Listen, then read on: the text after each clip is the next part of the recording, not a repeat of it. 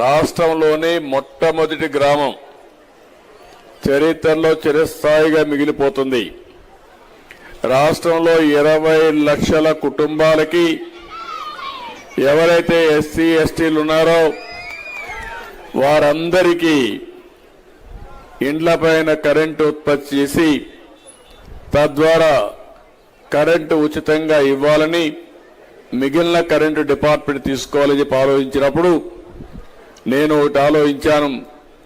కుప్పం నియోజకవర్గంలో అన్ని ఇండ్లకు సోలార్ పెట్టి తద్వారా మీరు వాడుకున్న తర్వాత కరెంటు డిపార్ట్మెంట్కి ఇచ్చే ఏర్పాటు చేశామని చెప్పి కూడా నేను మీకు తెలియజేస్తున్నా.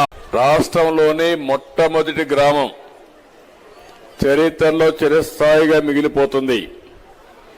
రాష్ట్రంలో 20 లక్షల కుటుంబాలకి ఎవరైతే ఎస్సీ ఎస్టీలు ఉన్నారో వారందరికీ ఇండ్లపైన కరెంటు ఉత్పత్తి చేసి తద్వారా కరెంటు ఉచితంగా ఇవ్వాలని, మిగిలిన కరెంటు డిపార్ట్మెంట్ తీసుకోవాలని చెప్పి ఆలోచించినప్పుడు నేను ఒకటి ఆలోచించాను.